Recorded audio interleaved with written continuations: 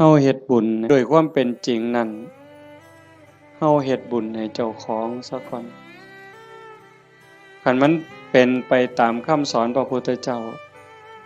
บุญเกิดขึ้นมีขึ้นตามเหตุผลถ้าเฮ็ดถูกต้องทำถูกต้องตามคำสอนพระพุทธองค์บุญมันเกิดขึ้นมีขึ้น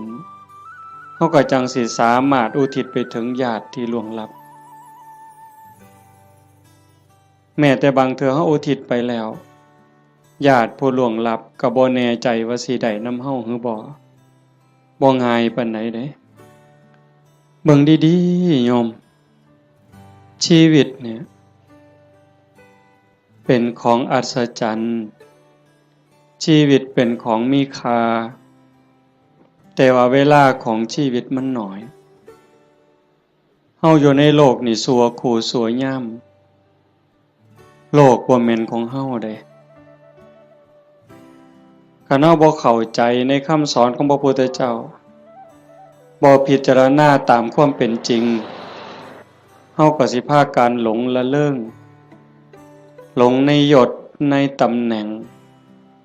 ในฐานะความเป็นอยู่ว่าเจ้าของคัก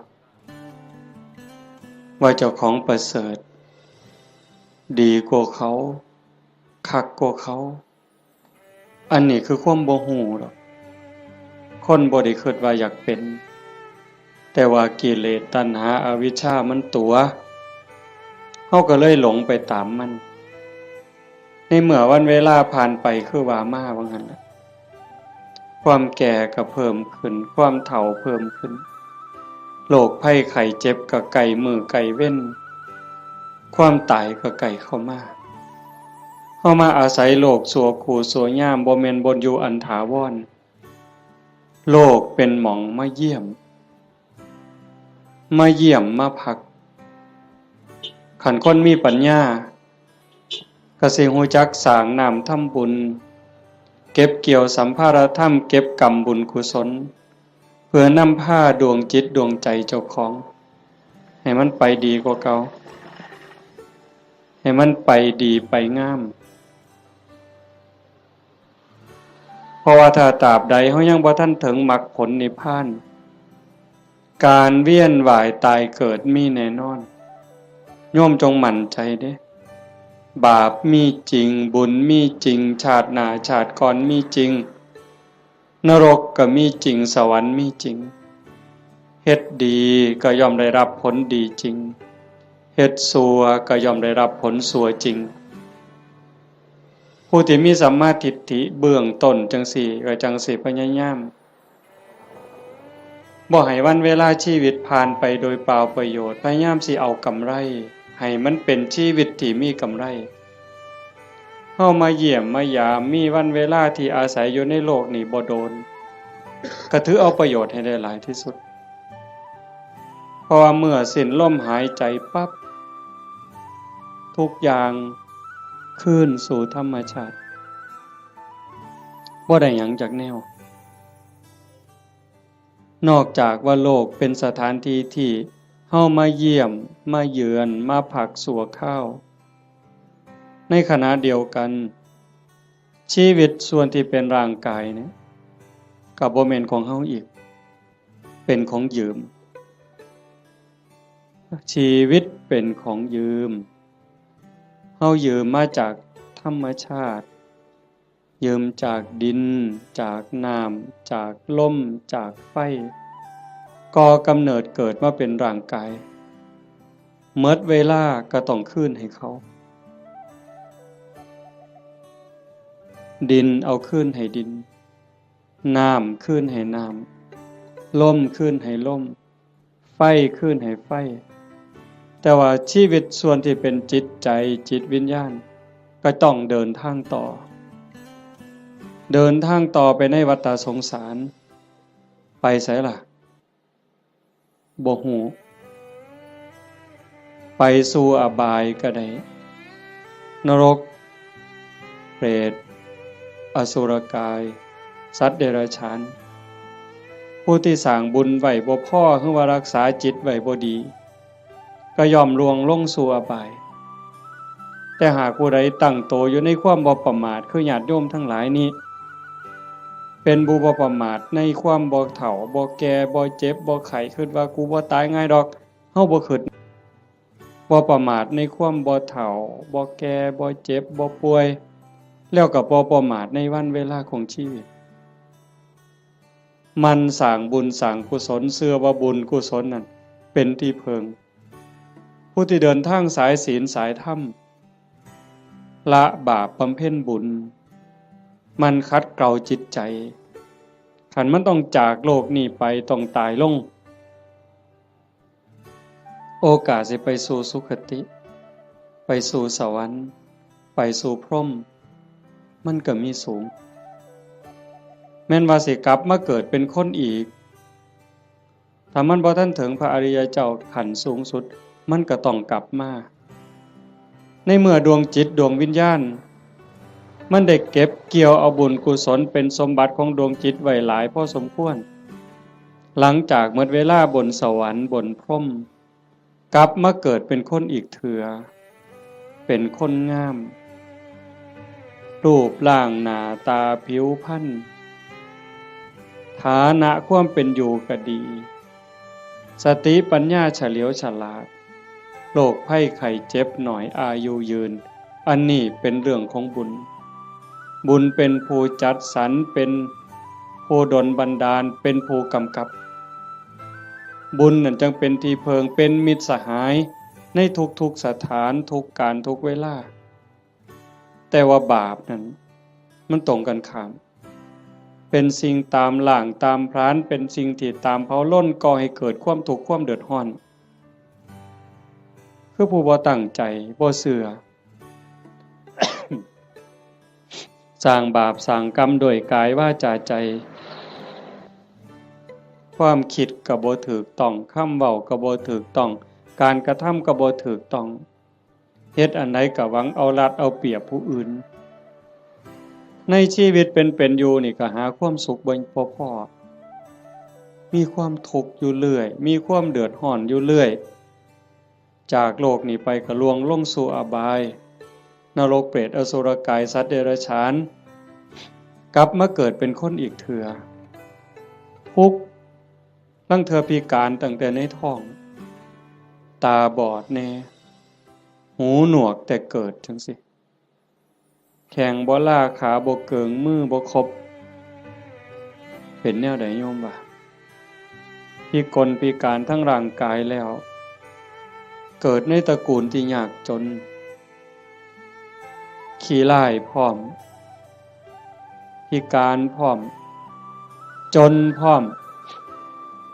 โรคภัยไข้เจ็บหลาย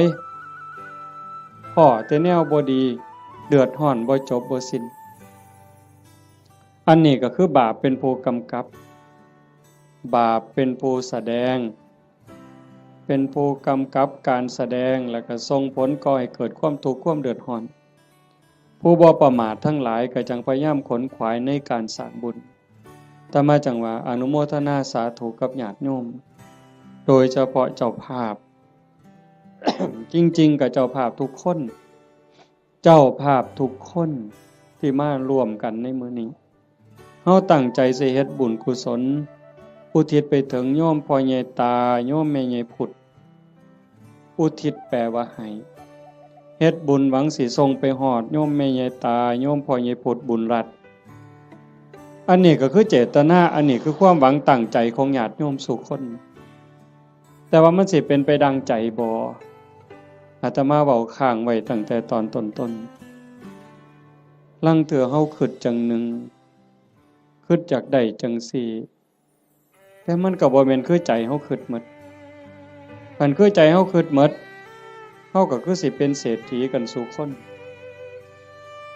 บ่มีผู้ใดอยากทุกข์จากคนบ่มีผู้ใดอยากขี้ร้ายตั้งแต่เลขบ่ทันซื้อก็หวังว่าสิถูกอยู่บ่ต้องเว้าถึงซื้อแล้วเด้นี่อันนั้นคือความหวังถูกเลข3โตวก็บ่เอาสำเร็จผู้ลางคนนี่อยากถูกฮอดรางวัลที่1บุญซื้อลอตเตอรี่ครับแต่มันเป็นคือคิดบ่ล่ะตั้งแต่ของอยู่ในโลกนี่เห็นกันอยู่เว้ากันอยู่มันก็ยังบ่แม่น อันนี้สิเฮ็ดบุญให้ผู้ตายนี่ห้วยไกลแห้งไกลความคิดชาโนดโสนีพราหมณ์นั่นเพิ่นเป็นคนเฮ็ดบุญอยู่บ่อยๆแล้วก็อุทิศบุญหาญาติไปกราบทูลถามพระพุทธเจ้า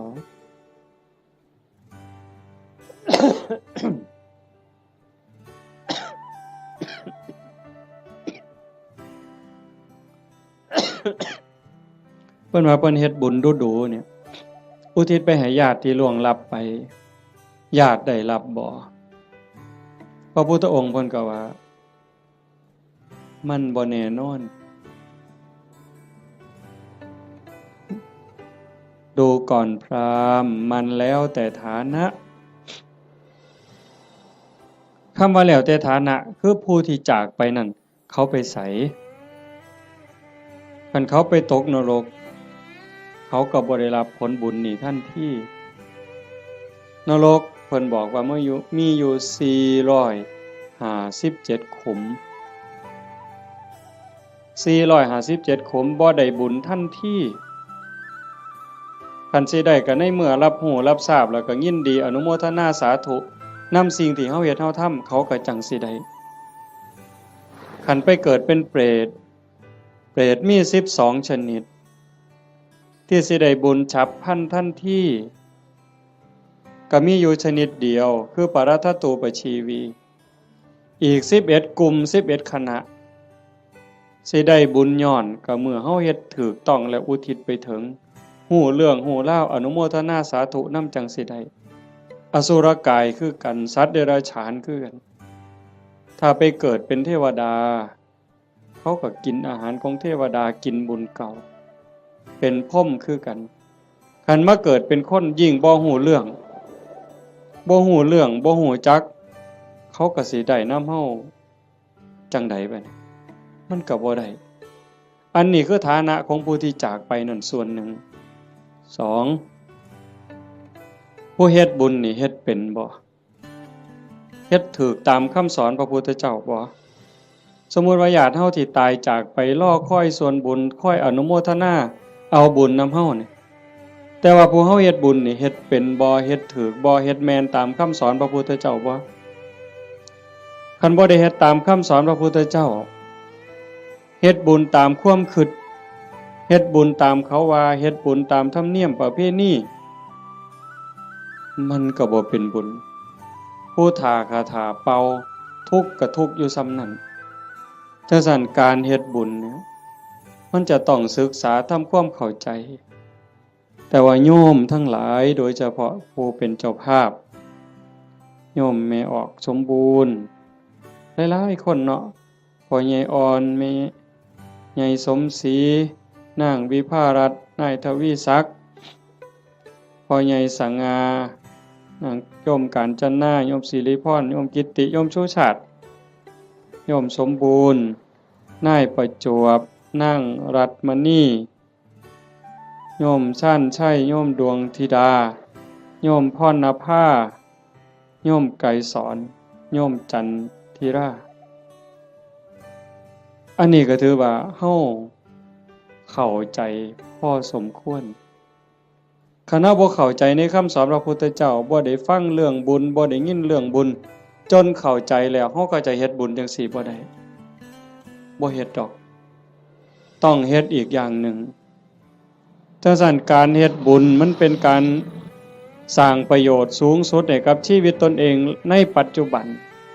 แล้วก็หวังผลบุญนั่นให้เป็นสิ่งเพิงพาอาศัยได้ในปรโลกเบื้องหน้าเฮาก็จังเฮ็ดในส่วนที่เป็นบุญตามคำสอนพระพุทธเจ้าวางหนึ่งน่ะอาตมามานั่งฟังอยู่ในรถครูบาอาจารย์เพิ่นสิกลับวัดเพิ่นให้พรโยมมีบทหนึ่งตอนท้ายๆปุญญานิปรโลกัสสมิงปฏิฐาโหนติปานินังเพราะเหตุว่าบุญนั้นเป็นที่พึ่งของสัตว์ทั้งหลายในโลกหน้าพร้อมทั้งโลกต่อไปเพิ่นแปลว่าจังซี่ปุญญานิปรโลกัสสมิงปฏิฐาโหนติปานินังเพราะเหตุว่าบุญนั้นเป็นที่พึ่งของสัตว์ทั้งหลายในโลกหน้าพร้อมทั้งโลกต่อไป บุญนี่เป็นสื่อของความสุขเป็นสื่อของความดีความงาม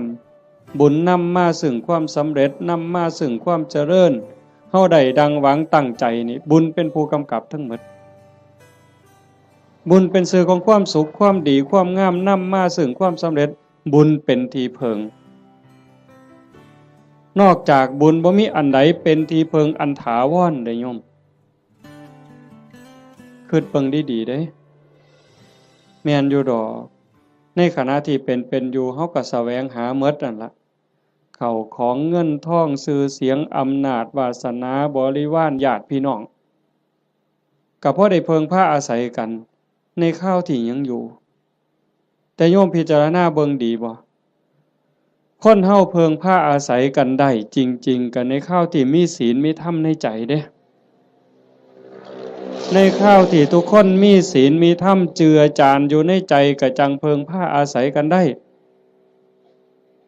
คันถ้าศีลธรรมจืดจางไปจากใจแล้วผัวกับเพิงบ่ได้เมียกับเพิงบ่ได้ลูกกับเพิงบ่ได้โยมเปิดโทรทัศน์เบิ่งสิได้ยินเกือบซุมื้อเห็นเกือบซุมื้อผัวฆ่าเมียเมียฆ่าผัว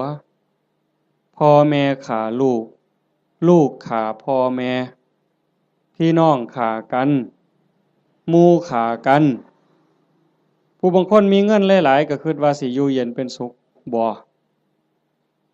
เงินนั่นล่ะพาเจ้าของเดือดร้อนนอกจากสิถือเขามาแย่งมาป่นมาจี้จับไปเรียกค่าไทยบางเทื่อเห็นว่าเจ้าของมีเงินหลายก็ไปข่มคนอื่นสร้างความเดือดร้อนให้ผู้อื่นก็โดนจับปรับไม้ใส่โทษเมื่อดีบ่ดีเขากู้เขายืมค่าปิด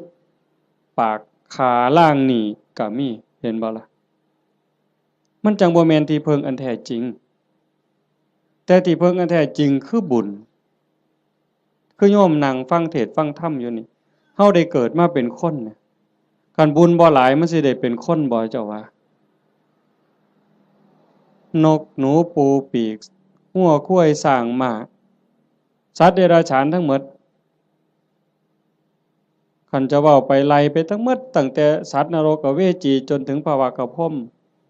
บ่มีผู้ใดที่บ่เคยพ่อเป็นแม่เป็นพี่เป็นน้องอาตมาบ่ได้เว้าเอาเด้พระพุทธเจ้าเว้าเด้ในวัฏสงสารนี้ไม่มีใครเลยที่ไม่เคยเกิดเป็นพ่อเป็นแม่เป็นพี่เป็นน้องเป็นญาติร่วมสายโลหิตไม่มีใครเลยที่ไม่เคยเกิดเป็นสามีภรรยากันมาก่อนโยมอยู่นี่หลายๆคนเคยเป็นผัวเป็นเมียกับหนอนกับมดกับยุงที่มันมากัดเฮานี่นั่นคือวัฏสงสารเป็นหยังเขาต้องไปเป็นแบบนั้นนั่นคือบุญเขาบ่พอสร้างบาปสร้างกรรมเฮามีบุญหลายได้รักษาศีลหาไว้มีกุศลกรรมบท10พอสมควรจังทรงให้เฮาได้เกิดมาเป็นคนได้เกิดมาเป็นคนแล้วบ่คือกันเห็นบ่หน้าตาบ่คือฐานะบ่คือสติปัญญาบ่คืออุปนิสัยใจคอบ่คือกันคนเดียวกันนี่โยมเคยสังเกตเบิ่งเจ้าของบ่ลางเทื่อหูสองข้างบ่คือกันเด้แต่ละคนตาสองข้างบ่คือกันเด้สังเกตเบิ่งเด้อหมู่พวกคนเฮาที่รู้จักกันตาสองข้างบ่คือกันลางเทื่อดังเนี่ยปีกจมูกเนี่ยบ่คือกันเด้นิ้วมือนิ้วตีนคนเดียวกันก็บ่คือกันมือข้างซ้ายเป็นจังหนึงข้างขวาเป็นจังหนึงเป็นหยังก็เป็นจังซั่นคันให้พระเจ้ามาออกแบบเอาคันว่าพระเจ้าเป็นผู้สร้างเนี่ยคันพระเจ้าเป็นผู้สร้างอาตมาว่าคนสิคือกันหลายเติบอยู่เด้เราสิขี้คร้านเฮ็ดแบบพิมพ์เนาะก็สิเฮ็ดพิมพ์มาคือรอพระพุทธรูปนี่เทเขามันก็สิคือกันหมดนะแต่มันบ่แม่นจังซั่นคนสิดีสิงามสิเฉลียวฉลาดสิโง่สิเป็นอะไรก็แล้วแต่ก็ขึ้นอยู่กับกรรมแปลว่าการกระท การกระทำของตนเองที่ถึงพร้อมโดยเจตนาบ่ว่าสิกระทำทั้งกายทั้งวาจาทั้งใจถ้าคิดดีทำดีเฮ็ดดีเนี่ยเป็นกรรมดีก็ย่อมได้รับผลดีเฮ็ดบ่ดีทำบ่ดีเป็นกรรมบ่ดีก็ต้องได้รับผลบ่ดีในเมื่อมันเป็นจังซั่นพระพุทธเจ้าเพิ่นจึงบอกว่าบุญนั่นเป็นที่เพิงโยมทั้งหลายก็อยากได้บุญโยมไม่ออกผู้เป็นเจ้าภาพญาติโยมทุกคนมาร่วมฟังเทศน์ฟังธรรมมาร่วมบุญร่วมงานมาเพาะมาโม่นั่นก็คือเฮาอยากได้บุญแต่ว่าการเฮ็ดบุญนั่นเฮ็ดจังไดมันจังสิได้หลายขึ้นกว่าเก่าปู่ย่าตายายเพิ่นบอกว่าเฮ็ดบุญกฐินมันได้บุญหลายโยมก็ตั้งอกตั้งใจอยากเฮ็ดบุญกฐินในชีวิตหนึ่งให้มันได้เป็นเจ้าภาพทอดกฐินมันสิได้บุญหลายอาตมาก็ว่าเป็นไปได้ถ้าเฮ็ดเป็นเด้ถ้าเฮ็ดบ่เป็นมันก็บ่เกิดบุญคำโบราณเพิ่นว่ามีกฐินบูดกฐินเน่ากฐินเศร้าหมองอีหยังเพิ่นว่าจังซี่แต่คันเฮ็ดเป็นบัดมันก็งดงามเป็นที่เพิงพาอาศัยได้ในชีวิตนี้ในชีวิตหน้าบ่จบบ่สิ้นเพิ่นจังให้เฮาศึกษาทำความเข้าใจเรื่องบุญปุญญะเมวะโสสิกขยะอายตัตถังสุขินทริยังทานันจะสมจาริยันจะเมตตาจิตตัญจะภาวเยเอเตธัมเมภาวยิตตวาตโยสุขังสมุทัยเยอภยาปัจฉังสุขังโลกังบันติโตอุปปัชชติถ้าบุคคลใดปรารถนาบุญอันเลิศพึงศึกษาทำความเข้าใจเรื่องบุญนั้นให้ดีๆจงเลือกทำบุญชนิดที่มีความสุขเป็นกำไรย่อมฟังเข้าใจบ่เนี่ยถ้าบุคคลใดปรารถนาบุญอันเลิศจงศึกษาทำความเข้าใจเรื่องบุญนั้นให้ดีๆจงเลือกทำบุญชนิดที่มีความสุขเป็นกำไรคำว่าบุญอันเลิศคือบุญประเสริฐดีงามประเสริฐเลิศเลิศก็แสดงว่าต้องมีสิ่งที่ตรงกันข้ามนั่นคือบุญกระจอกบุญกระจอกบุญบ่พอสิได้ประโยชน์ไปเหย้าก็เอิ้นว่าบุญคือกันอยู่บุญกระจอกเป็นบุญชนิดที่มีความทุกข์เป็นกำไรเป็นบุญนอกคำสอนพระพุทธเจ้าเป็นบุญคิดเอาเป็นบุญตามเขาว่าเอิ้นชื่อว่าบุญคือกันบุญแข่งเหือเห็นบ่เป็นบุญบ่อนใดล่ะหมู่เจ้าว่าบุญบั้งไฟจังสิเอาเป็นบุญบ่อนใดเอาเฮาก็เอิ้นว่าบุญอยู่เด้นี่บุญบั้งไฟตั้งแต่ไปเตรียมทานนี่ก็เท่าใดเครือกเวลาเท่าใดหมดเงินหมดทองเท่าใดผัวเมียผิดกันเท่าใดหมดให้หมดหน้าไปเท่าใดได้ปาลูกปาผัวปาเมียเท่าใดนั่นบ่บุญตายเท่าใดพิการเท่าใดนั่นคือบุญบ่นะนี่บุญตามเขาว่าบุญแข่งเหือคือกันนั่นคือบุญกระจอกอาจสิลงทุนเป็นล้าน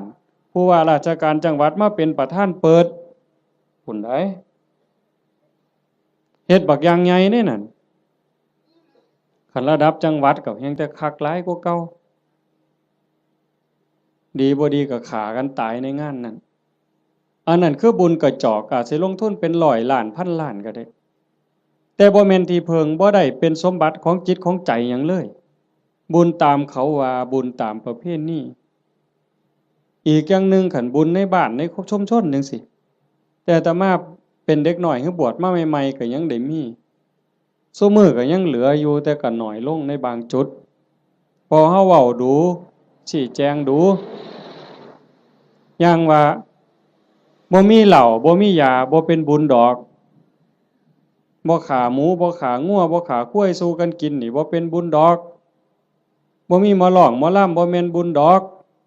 อันบุญจังสั่นเป็นบุญตามเขาว่า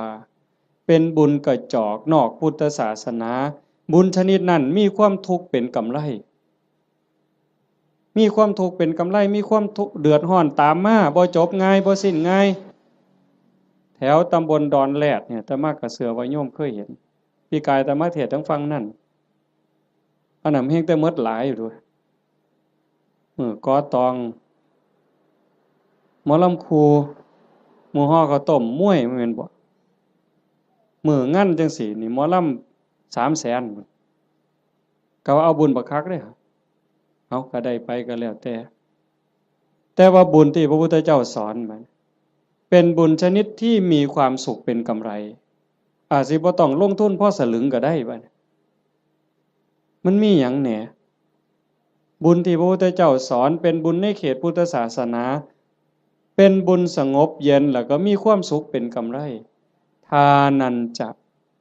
ท่านคือการให้การแบ่งการปันโยมให้ออกสมบูรณ์ต้อนรับพี่ในป่าพ่อลุงหน้าบ่าวหน้าสาวลูกเต่าเล่าหลานมาเพาะมะโม่บุญตั้งแต่น้ำเป่าๆน้ำดื่มธรรมดาแก้วหนึ่งต้อนรับกันโยมไม่ออกสมบูรณ์ก็สบายใจเห็นบ่ไหว้กันต้อนรับกันทักทายปราศัยเว้ากันดีๆซ้ำนี่ก็เป็นบุญบุญคือความสุขฟังให้ดีเด้บุญคือความสุขความอิ่มใจความเบิกบานใจแล้วบุญนั้นไม่มีโทษบ่แม่นม่วนซื่อๆเด้ต้องบ่มีโทษบ่มีภัยนำในโลกนี้ในโลกหน้าเก็บดอกไม้น่ะมาแต่ข้างหัวใส่พานยกใส่หัวบูชาพระรัตนตรัยความอิ่มใจก็เกิดนั่นบ่ต้องเสียหยังหลายยิ่งคือตอนเพลเฮาได้ถวายเพลยกสำรับกับเขาถวายครูบาอาจารย์ได้ไหว้พระได้รับศีลคันเข้าใจตั้งใจดีๆเกิดความสุขเกิดความอิ่มใจตรงนี้คันญาติพี่น้องเพิ่นอยู่ในฐานะที่สิได้เพิ่นก็ได้คันเฮาเฮ็ดถูกเฮ็ดแม่นนี่เพิ่นต้องได้คันเฮ็ดบ่ถูกบ่แม่นหมด100ล้านพันล้านก็บ่เป็นบุญบ่ได้นำจังว่าทานันจะทานคือการให้การแบ่งการปันตั้งแต่อามิสทานวัตถุทานข้าวน้ำสามปลาโภชนาอาหารปัจจัย4ทั้งหมดที่เฮาถวายกับหมู่สงฆ์ก็แล้วแต่อันนี้มันเกิดความสุขคันยิ่งธรรมทานให้ความรู้ให้ความเข้าใจที่ถูกต้องให้คำแนะนำที่เป็นประโยชน์ในการดำรงชีวิตที่เป็นศีลเป็นธรรมเป็นไปเพื่อความถูกต้องดีงามอันนั้นเป็นธรรมทานอานิสงส์ก็ยิ่งใหญ่กว่าเก่าบัดนี้คันเลยไปฮอดอภัยทานล่ะให้อภัยญาติโยมเคยเป็นอยู่บ่เฮาเครียดให้คนเครียดให้หมู่ก็ตามให้เอื้อยให้อ้ายก็ตามให้พี่ให้น้องก็ตามให้ลูกให้หลานคือให้ลูกไผลูกเขยเฮาเครียดเฮาขมกักไว้ในใจนี่มันทุกข์มันอุกมันอังแต่คันเฮารู้จักให้อภัยปั๊บอโหสิปั๊บมันก็คือกับบงหนองบงเสียนเคยตำมือตำตีนตำแข้งตำขาก็เอาซ้ำมือนี่ล่ะไปเสียนไม้ไผ่น้ำขอบเตียงขอบหยังมันเตรียมตำมือเข้ามานี่มันก็บ่พอล้มพอตายแต่มันนั่นเดียดเดียดเดียดอยู่เรื่อยบัดเฮาตัดสินใจบงออกเคลียร์เอาหนามนั่นออกเอาเสียนนั่นออกปั๊บโล่งการให้อภัยก็เป็นจังซั่นฝีจังซี่โยมเคยเป็นฝีบ่แต่ต่อมาเป็นเด็กน้อยฝีอยู่ก้นอยู่กับโพกโยมไม่ออกเพิ่นกีบักเขียบแหงกับเปลือกบักงิ้วกีจนมันใหม่ดำๆเอามาผสมกับปูนเขี้ยวหมากเอามาแปะมันดูดจูดจูดจูดปวดแต่มันคือยับออกปืดปืดปืดปืดบ่โดนหัวฝีหลุดปกออกมาเศร้าเจ็บเศร้าปวดทันทีนั่นคือท่านเด้นี่อามิสทานก็มีประโยชน์บ่น้อยอานิสงส์บ่น้อยอานิสงส์สิเป็นขันเป็นตอนขันเรามันสิยาวโพดเอาง่ายๆซ้ำพื้นฐานเนี่ยซ้ำสิเอาบุญเนาะโยมเนาะคือเมออกเมคั่วเนี่ยเฮ็ดอยู่เฮ็ดกินคือมาจังซี่ล่ะโจมปลาเขาพระน้ำสู้กันกินแล้วบัดกินแล้วสิเอาถ้วยเอาซ้ำไปล้าง คันแม่ครัวเข้าใจจักน้อยสิเอาบุญเนี่ย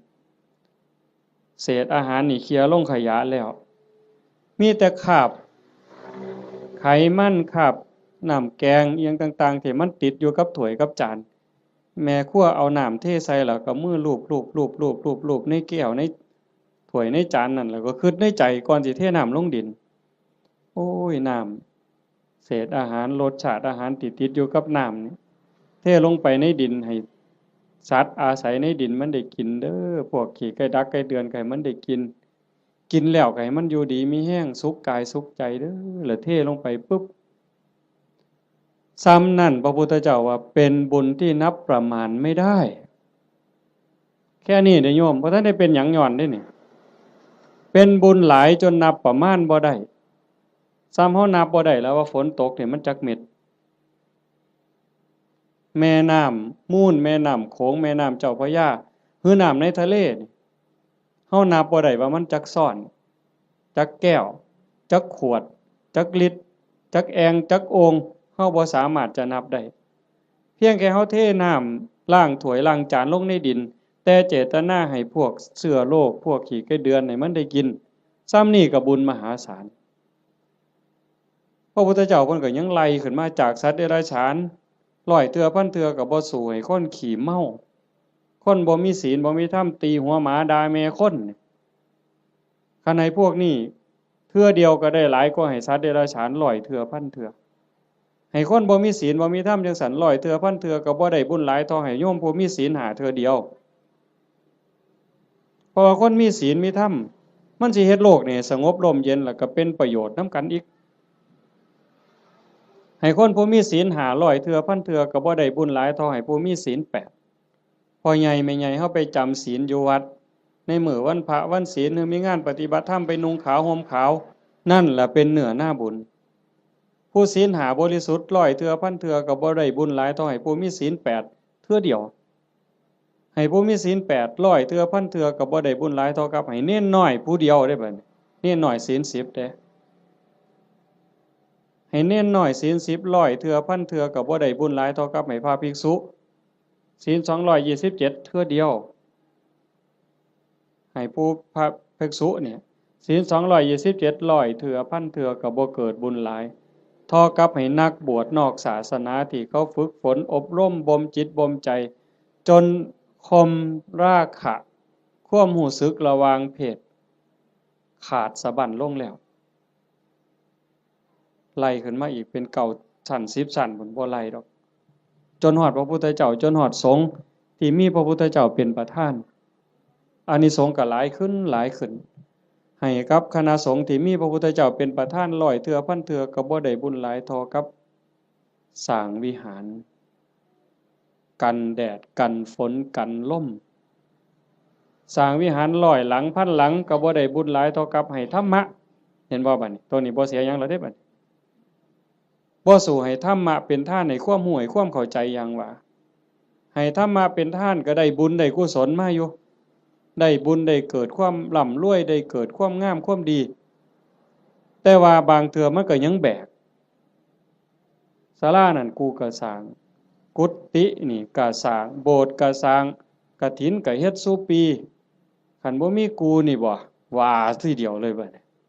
เป็นจังได๋บัดดีบ่หลวงพ่ออย่าเว้ายากเด้บ่เฮ็ดกฐินให้เด้เป็นจังได๋บัดบ่มาก็ได้เด้วัดนี่นั่นครูพระแล้วนั่นเพิ่นว่าเพิ่นคักซั่นเด้จังต้องมาที่อภัยทานรู้จักให้ธรรมะรู้จักให้อภัยคือจิตทำจิตให้ว่างทำจิตให้เป็นอิสระผลมันก็มีอานิสงส์ต่างกันหลายขึ้นสูงขึ้นอันนี้คือทานเด้อันที่1ทานันจะสมัจจริยันจะบุญชนิดที่มีความสุขเป็นกำไรสม่ำเสมอควบคุมอากัปกิริยาคำปากคำเว้าให้เป็นไปโดยสงบเสงี่ยมอันนั้นคือศีลสำรวมวาจาใจให้เรียบร้อยศีลนี่จังมีอานิสงส์หลายเพราะว่าของมาทานลักมากก็ได้โกงมากก็ได้ปล้นมากก็ได้ฆ่ามากก็ได้บุญหลายแต่ แต่มันอาจสิบ่บริสุทธิ์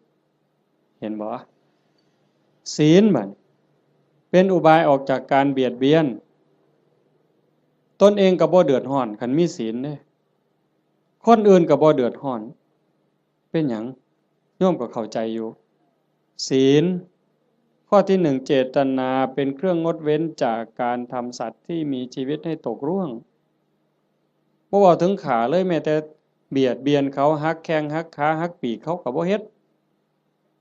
ให้เขาพากพ่อพากแม่พากลูกก็บ่เฮ็ดมันเป็นทุกข์มันเดือดร้อน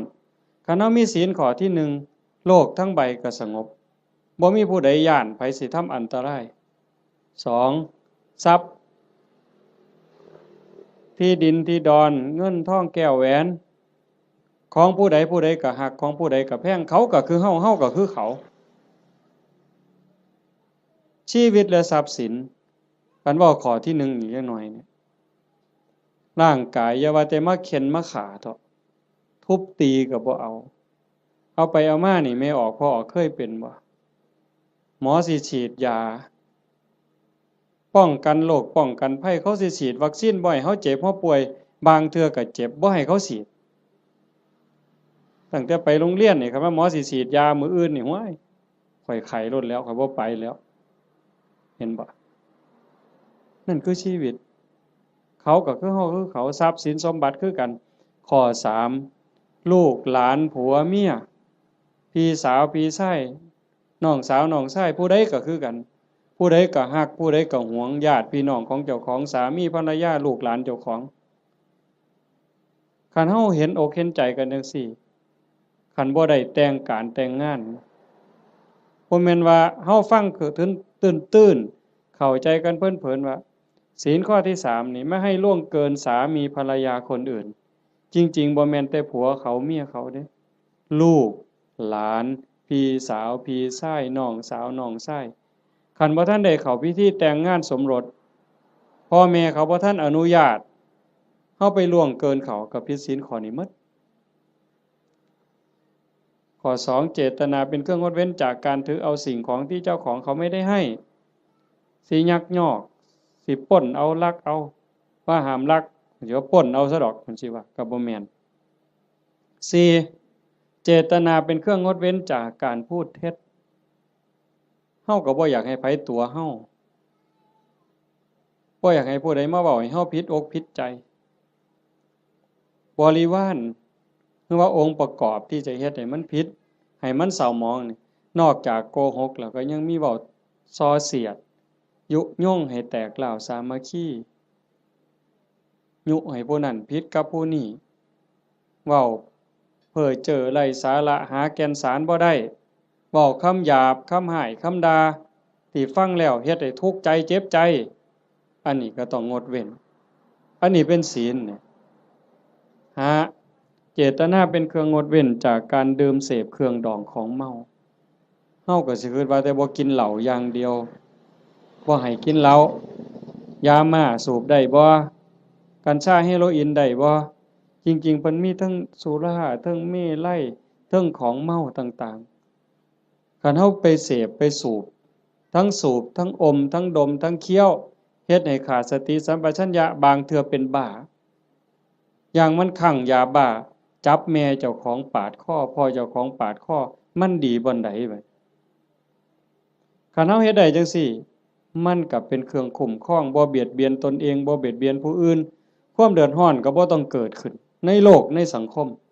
อันนี้คือบุญชนิดที่มีความสุขเป็นกำไรที่พุทธเจ้าเพิ่นสอนข้อที่2 3เมตตาจิตตัญจภาวะเยสร้างความหักความแพงความเมตตาความหวังดีต่อกันให้มันหลายขึ้นให้มันเจริญขึ้นอย่างเฮาเฮ็ดสมาธิเบิ่งญาติโยมหลายๆคนท่าทางนี่เฮาเป็นคนวัดคนว่าจำศีลภาวนาไปปฏิบัติธรรมนำครูบาอาจารย์บนหันบนนี้สังเกตเบิ่งบ่เวลาเฮาเดินจงกรมด้วยความตั้งใจล้อมสติในอารมณ์ปัจจุบันเวลามานั่งสมาธิก็มีสติที่ลมหายใจเข้าออกคัน10นาทีผ่านไป20นาทีผ่านไปคันฮอด30นาทีแห่งแต่สุดยอด คันเฮามีสติในอารมณ์ปัจจุบันลมหายใจเข้าก็ฮู้ลมหายใจออกก็ฮู้ลมสั้นก็ฮู้ลมยาวก็ฮู้ใจโยมสินิ่งใจนิ่งใจสบายกายเบาจิตเบาความรู้สึกที่เป็นสุขมันจะเกิดขึ้นสมองก็ปลอดโปร่งเบากายเบาใจความคิดอันดีอันงามเกิดขึ้นมาคันมันหลายไปกว่านั้นอีกสงสารคนรู้โตนคนบ่เว้าแต่ว่าคนที่ฮักกันแพงกันเด้แม้แต่คนเป็นครูกรรมครูเวรด่าเฮารังแกเฮาเบียดเบียนข่มเหงเฮาก็สิมีความเมตตาให้เขารู้โตนเขาอีกต่างหากเขาเบียดเบียนข่มเหงฆ่าตีเฮานี่สิเอาโทษเอาเรื่องผู้อื่นสิเอาโทษยุให้เอาโทษจับเข้าคุกเข้าตารางปรับไหมใส่โทษเฮาผู้ถูกตีถูกฆ่าหัวล้างข้างแตกแขนหักขาหักบางเทื่อโอ้ยบ่ว่าหยังดอกรู้โตนมันให้อภัยมันซะเห็นบ่คันคนในโลกมีจิตสภาพนี้ล่ะโยมว่ามีใจเป็นจังซี่ล่ะที่โอบอ้อมไปด้วยศีลด้วยธรรมจิตที่ถูกห่อหุ้มด้วยศีลด้วยธรรมด้วยความเมตตาต่อกันโลกมันสิเป็นจังไดโยมว่าที่มันวุ่นวายอยู่จังซี่ย้อนคนขาดศีลขาดธรรมบ่ใส่ใจต่อศีลต่อธรรมก็เลยมีแต่ความเห็นแก่เนื้อแก่ตัวเอาเปรียบแม้กระทั่งเมียเจ้าของบ่ต้องเว้าผู้อื่นเด้เอาเปรียบเมียเจ้าของเอาเปรียบผัวเจ้าของลูกเต้าเอาเปรียบพ่อแม่แน่นอนเลยเลี้ยงมาพาใหญ่ตั้งแต่พูนอุ้มผ้าค่าท้องยากปานใดไม่ออกหูดีบ่ต้องจักถามดอกว่าพ่อแม่สิฮักเฮาส่ำใดห่วงใยเฮาส่ำใดโยมถามเจ้าของฮักลูกแต่มื้อใดยายถามจักหน่อยนี่โยมฮักลูกแต่มื้อใดเกิดไสเกิดจากท้องหรือเกิดในท้องบ่ยายว่าเกิดออกจากท้องมาฮักเลยแต่อาตมาเห็นว่าผู้บางคนนี่ส่วนหลายฮักตั้งแต่ว่าลูกมีในท้องพุ่นว่าตั้งท้องแล้วฮักเลยลุกก็ระวังย่างก็ระวังกินก็ระวังนอนก็ระวังสิกินอันใดลงไปคันถ้าแม่นเจ้าของมักปานใดเคยกินเคยแซ่บแต่คันว่ามันสิเฮ็ดให้ลูกแสบลูกร้อนหยุดนั่นคือความฮักเด้ฮักตั้งแต่ว่าลูกอยู่ในท้อง9 เดือน10 เดือนคลอดมาก็เกือบล้มเกือบตายเชื่อว่าทุกคนนี่มือออกลูกนี่บ่มีผู้ใดม่วนปานใดดอกเทิงห้องเทิงไห้จมให้ผัวซ้ำผู้บางคนเครียดให้ลูกบ่สร้างลูกบ่ว่าฮักตั้งแต่คาท้องบ่ฮู้ซ้ำว่าลูกในท้องนี่มันสิเป็นผู้หญิงหรือเป็นผู้ชายสิพิการบ่สมบูรณ์บ่สิขี้ร้ายหรือสิงาม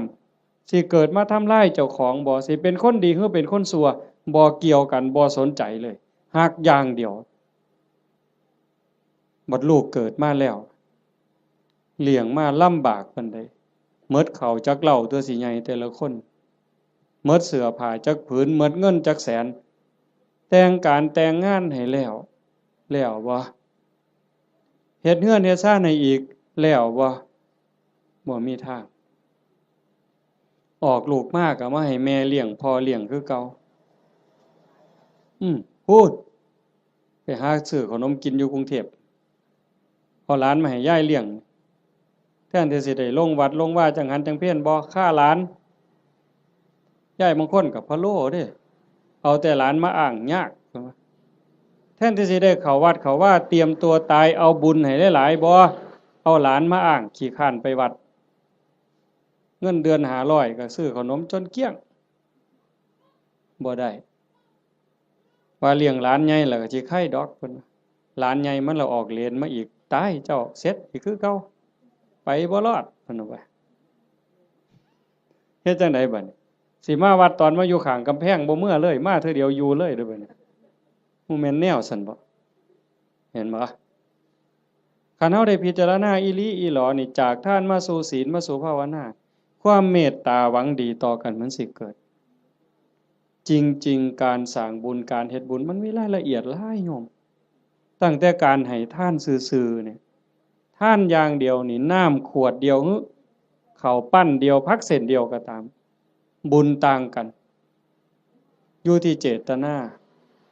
คันให้ด้วยความศรัทธาเชื่อในคำสอนของพระพุทธเจ้าบาปมีบุญมีชาติหน้าชาติก่อนมีเชื่อมั่นใจจังซั่นเนี่ยเวลาผลบุญมันออกมาก็ออกผลเฮาสิเป็นคนรวยพร้อมงามพร้อมปัจจุบันก็จิตใจร่ำรวยบุญกิริยามารยาทก็งดงามงามภายนอกงามภายในงามภายในทรงไปสู่ภายนอกเกิดชาติใหม่พบใหม่งามพร้อมรวยพร้อมนี่ค่ะในท่านโดยศรัทธาแปลว่าเชื่อใจมั่นใจไว้ใจว่างใจ2ให้ท่านด้วยความเคารพในวัตถุท่านเคารพในผู้รับท่านจะมาเว้าข้างไปตอนต้นมันแล้วแต่ฐานะที่ชาโนโสนิพามถามพระพุทธเจ้ามันแล้วแต่ฐานะมันมีหลายระบบอีกหลายเหลี่ยมอีกผู้รับท่านน่ะมีศีลมีธรรมบ่อย่างคือทอดกฐินนี่ครูบาอาจารย์เพิ่นมีศีลมีธรรมได้ฝึกฝนได้อบรมมื้ออื่นเวลาพ่อใหญ่พาไปกาวกฐินฮือย่ายผู้เป็นเจ้าภาพอุ้มผ้ากฐินถวายเนี่ยมื้อนั้นอาตมาไปเห็นอยู่วัดหนึ่งเพิ่นนิมนต์ไปรับนำเพิ่นเขียนคำถวายให้เจ้าภาพนี่อุ้มผ้าไตรจีวรตั้งนะโมแล้วก็พาหมู่ว่าอิมังพันเตกฐินะจีวรทุตสังอาตมาก็เหลียวเบิ่งหน้าเจ้าภาพก็คิดเบิ่งใจเจ้าภาพคิดเบิ่งใจญาติโยมอีกหลายๆคนโยมว่าเป็นตาอ่อนซ่อนบ่ในชีวิตหนึ่งเฮาได้อุ้มผ้าไตรจีวรกล่าวถวายสังฆทานถวายผ้ากฐินว่าเป็นบุญใหญ่เป็นบุญสุดยอดมันสิเป็นความภูมิใจสิเป็นบุญปานใดโยมว่าคิดเบิ่งเด้อยายชีวิตหนึ่งนี่เฮาให้ได้เฮ็ดคันบ่ได้เฮ็ดกองใหญ่เป็นเรื่องเป็นราวคือเพิ่นกลับไปห่วมเพิ่นเฮ็ดได้อันนี้คือสิ่งที่ได้เด้บุญเนี่ยติดตามไปในโลกนี้โลกหน้าหน้าที่ไผได้เฮามาอาศัยโลกชั่วคราวบ่แม่นของเจ้าของดินนี่สิว่าของเฮาซั่นบ่หน้านี่สิว่าซื้อเจ้าของในโฉนดสิภูมิใจซั่นบ่มันสิภูมิใจจักมื้อจักหน่อยเขาก็เปลี่ยนเป็นชื่อผู้อื่นล่ะเฮ้ยอยู่ในทะเบียนบ้านมันจะสิสถานะเจ้าบ้านนี่ชื่อขึ้นก้อนหมู่นั่นสถานะเจ้าบ้านน่ะจะร้องตายมึงติพอ24ชั่วโมงยังเขามาทับตาแดงใส่ปรับหล่นตายว่าซั่นว่าเจ้าบ้านเจ้าบ่ต้องไปไสเด้อเจ้าอยู่หั่นเด้คันแม่นเจ้าบ้านอีหลีนั่นต้องเป็นเจ้าของอยู่ตลอดมันบ่แม่นหน้าก็บ่ได้สวนก็บ่ได้รถก็บ่ได้บ่ได้หยังจักอย่างแนวใดคือบุญนี่แนวใดเพิ่นจังว่าต้องทำความเข้าใจอีหยังให้มันหลายๆทานก็เฮาให้ด้วยความศรัทธาให้ด้วยความเคารพในผู้รับทานครูบาอาจารย์เป็นผู้มีศีลมีธรรมผู้รับทานเป็นหมู่สงฆ์เฮาถวายข้าวสงฆ์เจ้าของเองก็เป็นผู้บริสุทธิ์ย้อนหยังสะอาดย้อนหยังย้อนศีลก่อนสิทำบุญให้ทานถวายต่างๆเพิ่นจังให้เฮาสามารถทานศีลนั่นคือชำระความเศร้าหมองในใจคันเฮาไปฆ่าสัตว์มามันก็เศร้าไปลักเขามาก็เศร้าไปนอกอกนอกใจสามีไปล่วงเกินผู้อื่นมามันก็เศร้าหมองเอาน้ำมาอาบหมดน้ำทะเลมันก็บ่สะอาดใจบ่สะอาดดอกไปตั๋วเข้ามาไปดื่มเสพเครื่องดองของเมามาสิใช้ผงซักฟอกอันใดสบู่อันใดล้างออกมันก็บ่สะอาดแต่คันสมาทานศีลปั๊บปานาติปาตาทินากาเมมุสาสุราปั๊บพระสงฆ์เพิ่นสรุปศีลให้ปั๊บสำบายใจล้างความหม่นหมองความเศร้าหมองในใจนั่นออกมานั่นเป็นผู้บริสุทธิ์นี่เด้มันสิเกิดพละอานิสงส์หลายๆมันแล้วแต่ฐานะสิเกิดบุญจังได๋นี่1ผู้ให้บริสุทธิ์2วัตถุที่มาทำบุญก็บริสุทธิ์3ผู้รับก็บริสุทธิ์ผ้ากฐินมาทอดกฐินนี่ มันสิบริสุทธิ์บ่เป็นกฐินเน่ากฐินบูดกฐินเศร้าหมองบ่ผ้านั่นบ่ได้ลักไผมาบ่ได้ยืมไผมาเป็นของที่เกิดด้วยหยาดเหงื่อแรงงานด้วยความบริสุทธิ์ผ้าเก่าก็ได้ยายผ้าเก่าก็ได้กางเก่ากางใหม่ก็ได้ผ้าใหม่ก็ได้ผ้าบางสุกุลก็ได้ไปเก็บมาแต่กองขยะพุ่นก็เป็นกฐินได้ไปเก็บมาจากกองขยะสีกได้เธอค่ะท่อนละซ้ำฝ่ามือทำศอกซ้ำแขนมาหยิบต่อกันเฮ็ดผ้าสบงได้ผืนหนึ่งเก่าๆก็ได้แต่ว่าเป็นกรรมสิทธิ์โดยชอบธรรมโดยความถูกธรรมนั่นคือวัตถุท่านที่บริสุทธิ์บุญกุศลมหาศาลแล้วก็ประกอบกับเจตนาอีกก่อนให้นี่มีศรัทธาบ่ตั้งใจไว้ดีบ่คันมีความศรัทธามีความเหลื่อมใสของนั้นแม้นมันสิน้อยสิราคาหลายปานใดพักเครื่องเส้นแต่ก่อนให้มีความศรัทธามีความตั้งใจสักกจังทานังเทติให้ท่านด้วยความเคารพด้วยความศรัทธาเนี่ยของนั้นมันสิมีค่ามีราคาหน่อยเฮาตั้งอกตั้งใจถวายพระพุทธเจ้าว่าบุญบ่น้อยของได้มาด้วยความชอบธรรมได้มาแล้วโดยธรรมเป็นของบริสุทธิ์ก่อนให้ก็มีศรัทธามีความเหลื่อมใสในขณะที่ยิบยื่นให้ทรงให้ยกประเคนก็ภูมิใจดีใจให้ไปแล้วหลังให้ก็มีความปีติยินดีคิดพ่อย่ามใดก็สุขใจอิ่มใจภูมิใจจนน้ำตาลังน้ำตาไหลบุญจะเกิดอันนี้คือฐานะที่เฮ็ดให้บุญมันมีพลัง3ให้ท่านตามการกฐินนี่ก็ประยุกต์เข้ามาในหันเพราะว่าวัดหนึ่งรับได้เทื่อเดียวในรอบปีเดือนเดียวเท่านั้นคันมือร้อยกระทงไปแล้วสิมีเงินแบ่งพันนี่เต็มปะล่ำนี่ก็ทอดกฐินบ่ได้หมดโอกาสเห็นบ่มันถือการถือเวลาคันผู้ใดให้ท่านตามการตามเวลาเพิ่นบอกว่าเมื่อบุญมันออกหมากออกผลเต็มที่แล้วตกทุกข์ได้ยากลำบากลำบนบ่อนใดอยู่ไสก็ตามสิมีคนซอยเหลือแม่นเว้ากันบ่ฮู้เรื่องก็สิมีคนซอยคันบ่มีผู้ซอยอยู่บ่อยู่ก็ถูกเลขบ่อยากถูกก็ถูกเฮาสิได้ยินอยู่เรื่อยพวกถูกลอตเตอรี่ถูกแจ็คพอตบางเทื่อก็แม่ค้าขายผักบางเทื่อก็3ล้อบางเทื่อก็คนกวาดถนนพวกเรานี่บ่ได้ซื้อประจำดอกกวาดถนนไปเข็นผักไปรู้ตนเห็นคนตาบอดเห็นคนพิการ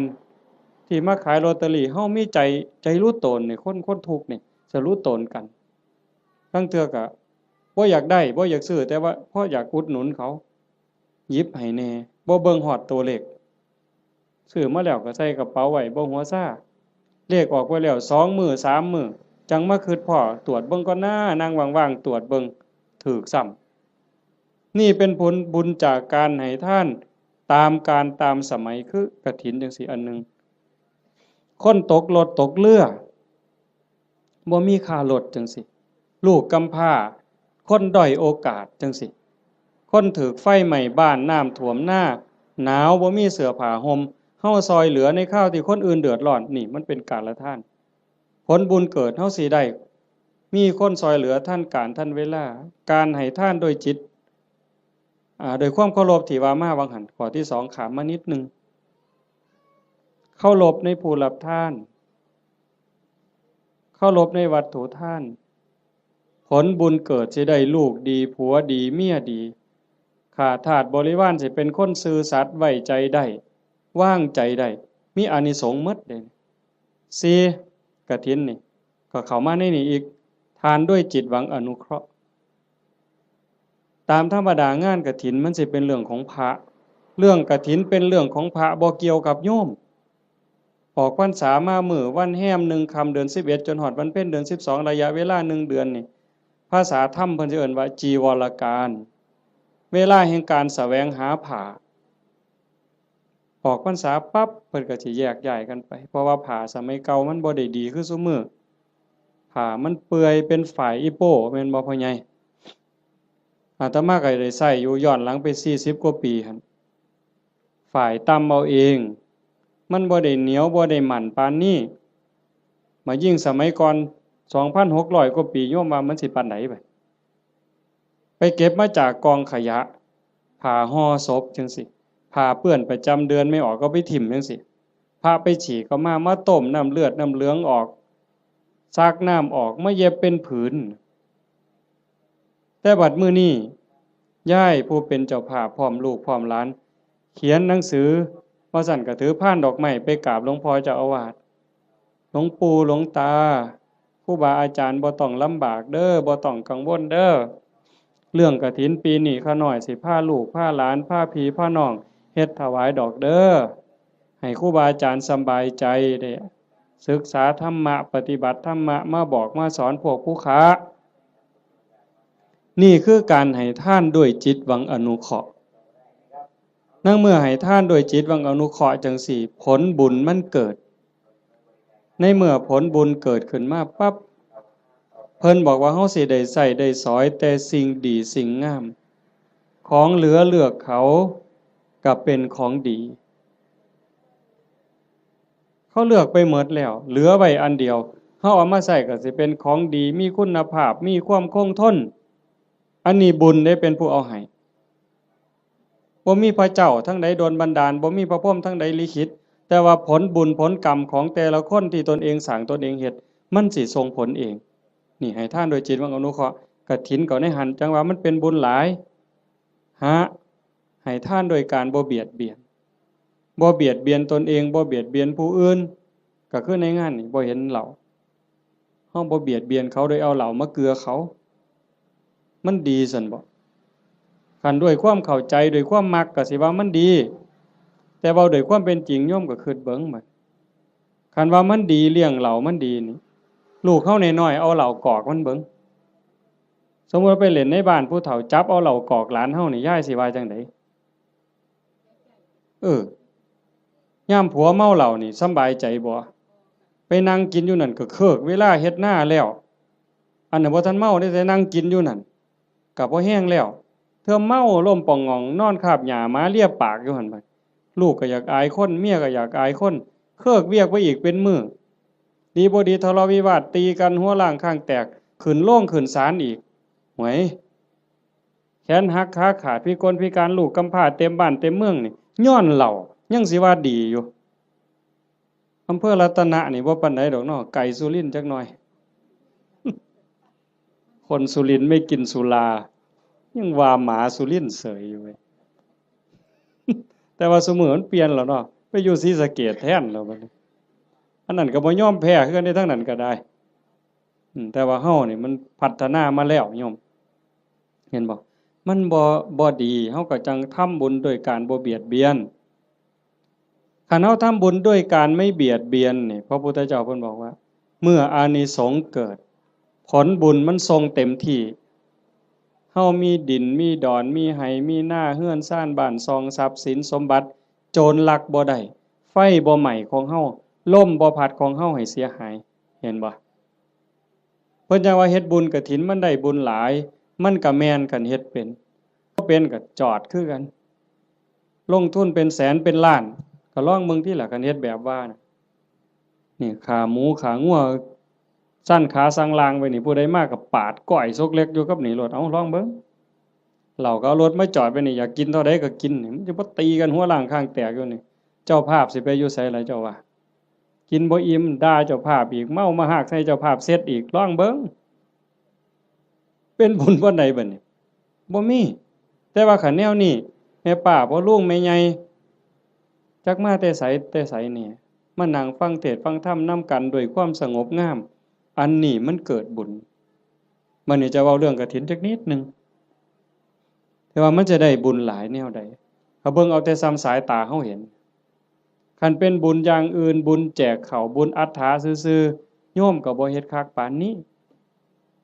อันนี้เตรียมการโดนเป็นแห้มเดือนแห้มปีตั้งต่อเพราะว่าเฮาเชื่อว่ามันเป็นบุญบอกลูกบอกหลานว่าลูกเอ้ยหลานเอ้ยทั้งลูกไผ่ลูกเขยหมู่เจ้าเก็บเงินเด้อออมเงินเด้อประหยัดแน่แม่สิพาเฮ็ดบุญกฐินหาพ่อใหญ่แม่ใหญ่หาปู่หาย่าหาพ่อผู้มีพระคุณในวงตระกูลเฮาอย่าสะเอาแต่สองนี่เด้ตลอดฮอดเจ้ากรรมนายเวร บ่เคยฮู้จักนั่นคือพวกเรานั้นเพิ่นอาจจะรอคอยรับบุญรับกุศลที่โยมเฮ็ดอยู่เฮาจะบ่ขี้ทีแฮ่งให้แฮ่งได้อย่าไปเว้าเด้มันเรื่อยๆอยู่แม้แต่อยู่วัดครูบาเขารายการจังซี่หรือไปเทศน์บางหม่องยังมีอยู่ในความคิดจังซี่ว่าคันอุทิศไปให้ผู้อื่นมันสิบ่หมดบ่เพิ่นย้านบุญเพิ่นหมดเฮ็ดแล้วต้องเอาผู้เดียวคันกรวดน้ำอุทิศไปมันสิหมดบ่เพิ่นย้านบุญหมดจริงๆมันบ่หมดยิ่งให้ยิ่งได้ยิ่งให้ยิ่งหลายเฮาเบิ่งคือเฮาเตรียมกฐินผูกผ้าเตรียมอาสงฆ์เฮ็ดฝาเฮ็ดผ้าข้างหลังเฮ็ดสายลุงหาบักกล้วยบักอ้อยบักพร้าวตั้งอีหยังขึ้นมาไม่กวดหามากกกล้วยกกอ้อยหามากองกฐินนี่มันยิ่งใหญ่ความตั้งอกตั้งใจจังซี่มันก็ก่อให้เกิดบุญพอเฮาเฮ็ดด้วยศรัทธาเฮ็ดด้วยความเคารพเฮ็ดด้วยความตั้งใจนี่อานิสงส์มันหลายแล้วก็อีกอย่างหนึ่งหลังจากเฮานอกจากเฮาจะเฮ็ดด้วยความตั้งอกตั้งใจด้วยความศรัทธาแล้วประโยชน์มันเกิดกับพระพอประโยชน์เกิดกับพระที่เอิ้นว่าอานิสงส์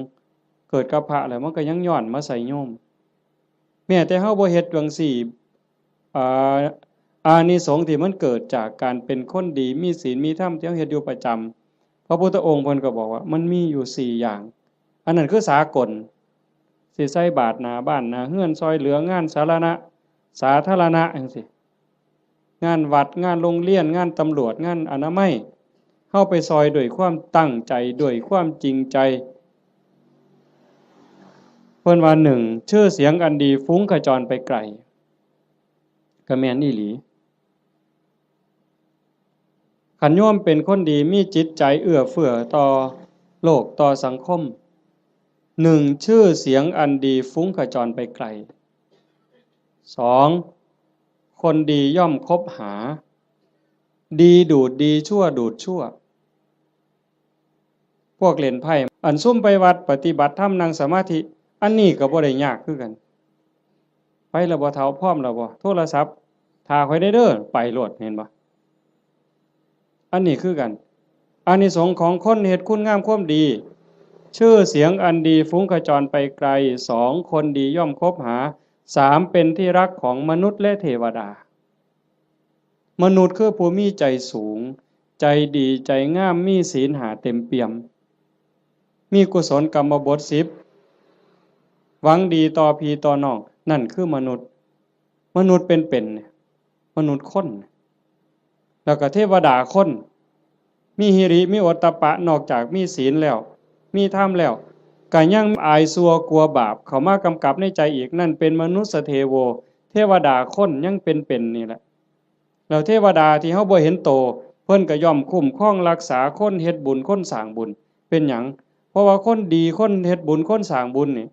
เขาสร้างบุญเทวดาก็สาธุเทวดามาทอดกฐินบ่ได้ดอกโยมเชื่อบ่ เทวดามาทอดกฐินบ่ได้เทวดาสิมายกผ้าเข่าถวายพระบ่ได้เฮ็ดจังได๋ล่ะก็สาธุล่ะเห็นหมู่เฮาเฮ็ดมื้ออื่นนี่เพิ่นก็สาธุนั่งฟังเทศน์นี่เพิ่นก็สิสาธุนำเฮาเนี่ยเพิ่นก็ได้นำเฮาเพิ่นจังว่าเป็นที่รักของมนุษย์และเทวดาเพิ่นฮักเพิ่นคุ้มครองเพิ่นรักษาเพราะว่าเพิ่นได้บุญนำ4เวลาสิตายก็ไม่หลงลืมสติตายจำเป็นแต่เด้คันคนสร้างดีสร้างงามสร้างบุญอยู่บ่อยๆจิตใจมันสิกอดเกี่ยวพันอยู่กับบุญกับกุศลจิตบ่เศร้าหมองจิตบ่กังวลจิตบ่เป็นทุกข์มันก็ย่อมไปสู่สุคติไม่หลงลืมสติตายแต่คันคนไปลักเขาแน่ไปฆ่าเขาแน่ตั้งแต่นอนมันก็สะดุ้งเคยเห็นบ่ล่ะเคยเป็นบ่เจ้าไปเฮ็ดแนวบ่ถูกต้องบ่ดีบ่งามมานอนก็สะดุ้งอย่าสะเว้าแต่บัดสิตายเด้นี่นอนบ่เป็นหลับเป็นตื่นพวกไปลักเขาไปปล้นเขาไปฆ่าเขามานี่โอ้มันสิสะดุ้งแม้กระทั่งการอยู่การกินคันแม้แต่สิกินข้าวทั้งเทื่อก็สงสัยมันสิวางยากูบ่น้อพู้นเด้ มันสิหาความสุขได้บ่ใดบ่นี่เจ้าว่าคันคบกับคนบ่ดีอยู่ในสังคมจังซั่นแม้แต่สิกินน้ำแม้แต่สิกินข้าวก็เกิดความระแวงมันจังหาความสุขที่แท้จริงบ่ได้คันบัดล้มป่วยล้มหมอนนอนเสือใกล้สิตายเบิดบาปกรรมต่างๆไปฆ่าเขาไปตีเขาไปลักเขาไปปล้นเขาเถียงพ่อเถียงแม่เฮ็ดให้พ่อแม่ทุกข์อกทุกข์ใจมาหลอกมาหลอนจิตเศร้าหมองปั๊บตายในขณะที่จิตเศร้าหมองก็ทวนเลยคำว่าทวนนี่ตรงข้ามกับดองเด้ทวนนี่ตกลงทั้งต่ำแต่ดองนี่ขึ้นทั้งสูงเด้เห็นหลวงปู่ผายดอกว่าอยู่วัดปีกายเนี่ยอาตมาก็เว้าเรื่องนี้ทวนได้ปู่ผมบ่ทวนดอกอาจารย์ผมสิดองเนี่ยเห็นบ่ไม่หลงลืมสติตายหาเมื่อจากโลกนี้ไปจะไปอุบัติยังสุคติมีสวรรค์เป็นต้นนี่คนเฮ็ดบุญสิเดินสายนี้มื้อนี้กฐินน่ะกฐินเฮาทอดกฐินปั๊บพระก็สิได้หาเนี่ยเวลาในการแสวงหาผ้าจากฮอดวันเพ็ญเดือน12สิยืดไปฮอดเดือน4เพ็งนี่คือเวลายืดไปอีก4เดือน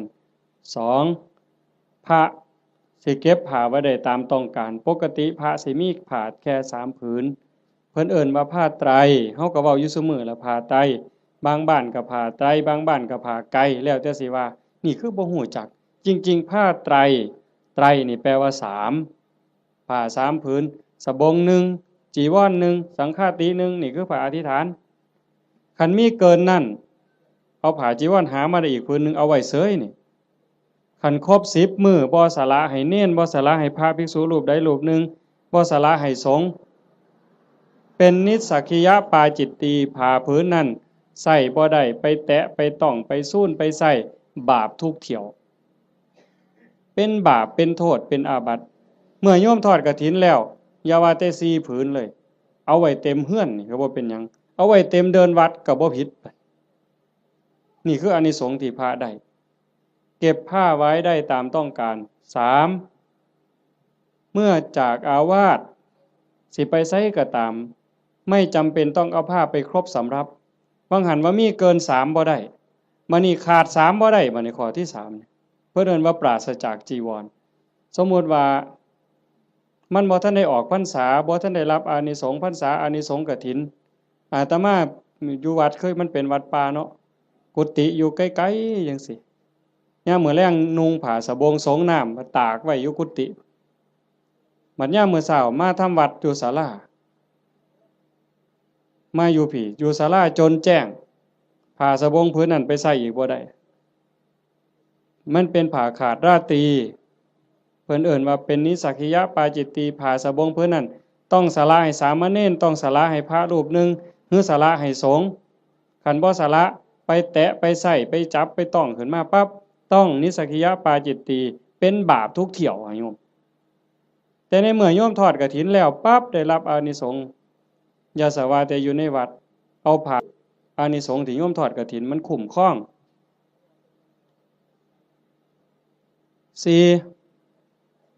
ฉันคณะฉันเป็นวงได้ฉันปรัมประฉันดูได้ที่จริงพระพุทธเจ้าเพิ่นขอร้องให้พระนี่ฉันในบาตรมันบ่ยากกับผู้อื่นแล้วก็ฉันเทื่อเดียวเฮาบ่ได้ทำให้ทำหน้าบ่ได้ไปแบกไม้ไงต่อหากินเองบ่ได้กินดูหลายโยมเขายากเมืองสิซะ ออกซื้ออาหารบ่ได้จังซี่แต่เมื่อโยมทอดกฐินแล้วปั๊บก็สามารถฉันเป็นกลุ่มเป็นวงได้เพราะว่าเฮ็ดผ้ามันอาจสิบ่แล้วง่ายในเวลาจังซี่จักหน่อยก็แล่นไปจูไฟเพราะมันบ่มีสีสำเร็จเด้ฟักบักมี่หาฟืนมาไว้พ่อใหญ่สิเคยเห็นแต่ก่อนแม่นบ่ย้อมเปลือกไม้ย้อมหากไม้ย้อมแก่นไม้เขี่ยวไว้จังซี่กำลังฉันอยู่ไฟอ่อนไฟสิมอดก็ออกไปจูไฟมาฉันอีกก็ได้จังซั่นน่ะเพิ่นว่าสิฉันจักเทื่อก็ได้แต่ว่าอย่าเกินเที่ยงคันพอทอดกฐินแล้วก็เป็นแบบนั้นบ่เป็นโทษข้อที่5บัดที่พระได้ลาภสักการะที่เกิดขึ้นคือของเขากองกฐินไปถวายมื้ออื่นเป็นของพวกเธอที่จำพรรษาในอาวาสนั้นพระในวัดบ้านเฮานี่วัดอีหยังบ้านวัดค่ำศรีบ่วัดค่ำศรีบ้านบึง พระที่จำพรรษายังวัดค่ำศรีบ้านบึงเป็นผู้ได้รับของทั้งหมดเนี่ยเจ้าคณะจังหวัดสุรินทร์มันร่วมนำหรือสิสมเด็จสังฆราชมาร่วมรับกฐินนำมื้ออื่นก็บ่ได้ดอกโอ้ข่อยเป็นสังฆราชเด้อผ้าพื้นนี่ข่อยสิเอาดอกถูกใจแท้ๆบ่ได้เด้โยมบ่ได้นอกจากพระวัดเฮาสิตกลงปรงใจถวายจังสิได้เป็นของภิกษุที่อยู่ในวัดเราโยมได้หาขอจำได้เหรอตัวพระได้หาขอไหม1เวลายืดไปหอดเดือน4แม่นบ่2เก็บผ้าไว้ได้ตามต้องการ3ไปปราศจากจีวรก็ได้4ฉันคณะฉันปรัมประออกชื่อโภชนะได้เพิ่นจังเฮาสิได้ยินครูบาอาจารย์เพิ่นบอกเรื่อยๆว่านิมนต์ฉันเพลนิมนต์ฉันจังหันบ่แม่นอาจารย์นิมนต์ฉันตำบักหุ่งบ่ได้อาจารย์นิมนต์ฉันต้มปลาอันนี้ก็บ่แม่นนิมนต์ฉันข้าวอันนี้ก็บ่แม่นคันรับกฐินแล้วก็ได้อยู่จังซี่นะแต่เฮาก็บ่จำเป็นก็จักสิไปว่าเฮ็ดหยังเนาะก็แล้วไปดอกบัดนี้โยมได้หยังมา1อายุยืนผู้ทอดกฐินผู้ร่วมไปอนุโมทนากฐินสิได้ประโยชน์คืออานิสงส์1อายุยืนชาตินี้อาจจะท่านบ่ท่านก็บ่แน่บาปเก่ากรรมเก่าที่เฮ็ดไว้มันอาจกำลังส่งผลอยู่คันบุญเก่าบ่แห้งพอมันก็ต้องไปตามนั้นแต่คันเฮาเฮ็ดด้วยความตั้งใจชาติต่อไปพบต่อไปผลบุญมันตามทรงนี่1อายุยืนทั้งตัวเลข80ปี90ปี100กว่าปีแข็งแรงบ่แม่นนอนอยู่ในห้อง ICU ว่าอายุหลายปานใด100ปีพวกก็บ่พอใจดอกแนวนั้นเนาะนอนในห้อง ICU ให้อาหารทั้งสายอย่างหันใจเองก็บ่ได้ก็จักสิยืนไปหยังล่ะเว้ยแต่ก็บ่แม่นแต่ตัวเลขซ้ำนั้นผมก็ยืนผมบ่งอกง่ายบ่โลนง่ายจังซี่นะแขวก็ยืนบ่ขูบ่ลนบ่โยกบ่ค้อนนี่ตาก็ยืน70ปี80ปีห้อยก้นเข็มปั๊บแง่ปั๊บดึงจักโลดนั่นคือบุญเด้น่ะคันผู้บุญบ่หลายบัดนี้หวายใส่แว่นสายตาตั้งแต่อยู่ประถมพี่อย่าสว่าแต่เข็มเย็บผ้าเลยเข็มเย็บกระสอบนี่ก็จ้อยหูล้มแข้งนี่ก็แง่บ่ถึกอยู่ นั่นคือบุญบ่พร้อมโยมคันทอดกฐินแล้วมันสิได้บัดนี้ตาสิดีแต่ชาติต่อไปเด้คันมีของเก่าก็เอาชาตินี้ลดแล้วหูดีบัดนี้หูก็ยืนแขวก็ยืนตาก็ยืนผิวพรรณก็ยืนบ่คือกันเด้ผู้บางคน40ปีนี่เฒ่าเพราะปานหยังแต่ผู้บางคน50 60 70นี่ผิวพรรณยังสดใสอยู่สีดำสีขาวก็ตามดอกแต่ว่าบ่เหี่ยวบ่ย่นหลายนั่นมันเป็นบุญทั้งหมดน่ะโยม1อายุยืนย้อนหยังยืนย้อนโยมถวายกฐินแล้วพระสามารถบ่เป็นโทษทางพระวินัยได้รับอานิสงส์ยืดไปฮอดเดือน4นี่คือมันตอบกันทันที2แม่เว้ย2โยมสิรวยย้อนหยังย้อนโยมทอดกฐินแล้วพระสามารถเก็บผ้าไว้ได้ตามต้องการโยมก็สิเป็นผู้ร่ำรวยด้วยโภคทรัพย์แก้วแหวนเงินทองเอียงต่างๆอย่างเว้ามาหั่นแหละ3โยมมีทรัพย์สินสมบัติขึ้นมาแล้วโจรลักบ่ได้ไฟบ่ไหม้ลมบ่พัดพระราชาบ่ยึดเขาเป็นของหลวงเป็นหยังย้อนโยมทอดกฐินแล้วพระเพิ่นสามารถไปปราศจากจีวรเอาผ้าไปบ่ครบก็ได้พระวินัยบ่ผิดบ่พลาดตรงนั้นคุ้มครองทางโทษพระวินัยให้ก็เลยเกิดมาคุ้มครองทรัพย์โยมอานิสงส์มันว่าคุ้มครองตรงนี้โยมถวายกฐินแล้วพระรับผ้าไว้ได้ตามต้องการก็เฮ็ดให้โยมรวย4โยมทอดกฐินปั๊บพระฉันเป็นวงได้ฉันปรัมประออกสื่อโภชนาได้โยมสิได้รับอานิสงส์บ่ต้องศาสตราบ่ต้องอาวุธบ่กินของแสลงบ่ต้องยาพิษแม้กระทั่งเขาเจ้าว่างยาใส่ยาเฮาก็สิปลอดภัยพุ่นเด้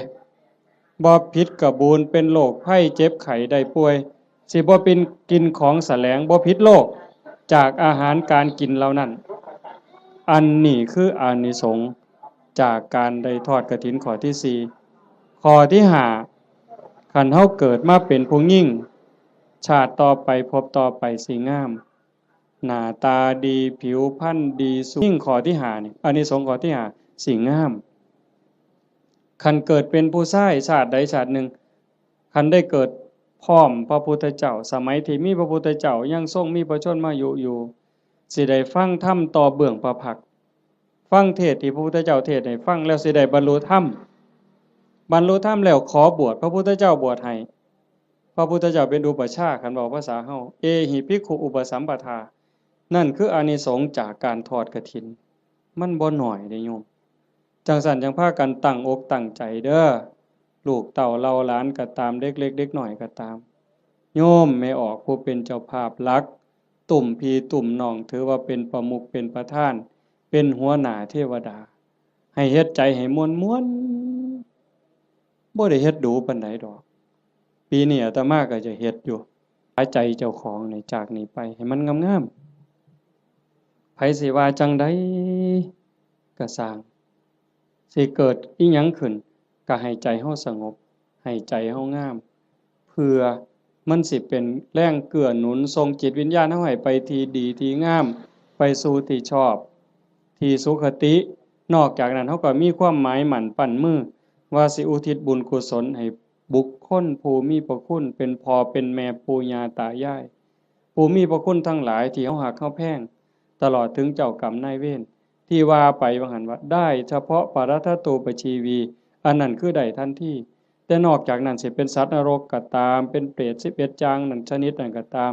อสุรกายสัตว์เดรัจฉานเทวดาอินทร์พรหมคันเพิ่นได้เห็นการกระทำที่งดงามคือโยมเฮ็ด1 ชั่วโมงที่ล่องลอยมาพบมาพ้อมาเห็นอดบ่ได้ย่อมอ่อนซ่อนย่อมอนุโมทนาเพิ่นสิได้นำเฮาตอนเพิ่นอนุโมทนายินดีนำอ่อนซ่อนนำอันนี้นักปราชญ์ก็ยกย่องบัณฑิตก็สรรเสริญแม่นพระพุทธเจ้ามาพบมาพ้อเฮานั่งฟังเทศน์สมโพธิกองกฐินอยู่จังซี่พระองค์ก็ย่อมอนุโมทนาสาธุจังซั่นจังว่าบุญตรงนี้เกิดแน่ๆเกิดหลายซ้ำเด้บ่แม่นแต่อาตมาเว้าโยมได้ไหว้พระโยมได้ถวายทานโยมได้สมาทานศีลได้ฟังพระเพิ่นสวดมติกาสักบงสุคุณเฮาได้ฟังเทศน์ฟังธรรมด้วยความเคารพอันนี้คือกิริยาอาการที่เป็นบุญปุญญกิริยากุศลกิริยามันกลายเป็นบุญเป็นกุศลให้โยมเฮ็ดไปเรื่อยๆจนกว่าสิบ่มีลมหายใจบ่อิ่มบ่เต็มบ่เพียงบ่พอง่ายอย่าว่าพอแล้วล่ะอย่าว่าพระพุทธเจ้าตรัสรู้เป็นพระสัมมาสัมพุทธเจ้าแล้วมีมื้อใดที่พระพุทธเจ้าบ่เฮ็ดบุญบ่เป็นแบบเป็นอย่างบ่สอนธรรมแม้กระทั่งลมหายใจสุดท้ายพระองค์ก็ยังได้ตรัสสังขารทั้งหลายมีความเสื่อมไปเป็นธรรมดาเธอทั้งหลายจงตั้งตนในความไม่ประมาทประโยชน์ตนก็อย่าประมาทประโยชน์คนอื่นก็อย่าประมาทประโยชน์ทั้งสองฝ่ายก็อย่าประมาทให้รีบสร้างรีบทำเห็นบ่เฮาก็คือกันโยมท่านก็เฮ็ดศีลก็รักษาภาวนาก็ภาคเพียรอ่อนน้อมถ่อมตนต่อผู้หลักต่อผู้ใหญ่ผู้เฒ่าผู้แก่พระสงฆ์องค์เน้นซอยขนขวายในกิจที่ชอบอันใดที่เป็นประโยชน์ออกเหงื่อออกแห้งซอยกันเฮ็ดช่วยขนขวายในกิจที่ชอบฟังธรรมแสดงธรรมอนุโมทนาบุญอุทิศส่วนบุญทำความเห็นในถูกต้องถูกตรงอย่างน้อยๆเชื่อว่าบาปมีบุญมีชาติหน้าชาติก่อนนรกสวรรค์มีจริงอันนี้คือต้นเหตุสาเหตุทางเกิดแห่งบุญจึงขออนุโมทนาสาธุกับญาติโยมสุโขสุคนเด้อท้ายที่สุดก็ขอรัตนะอ้างอิงเอาอำนาจแห่งคุณพระศรีรัตนตรัยคุณของพระพุทธเจ้าพระธรรมพระสงฆ์และอำนาจแห่งบุญกุศลคุณงามความดีที่มีทั้งหมดทั้งมวลในสากลจักรวาลจงหลอมร่วมมาเป็นตบะเป็นเดชะเป็นพลวปัต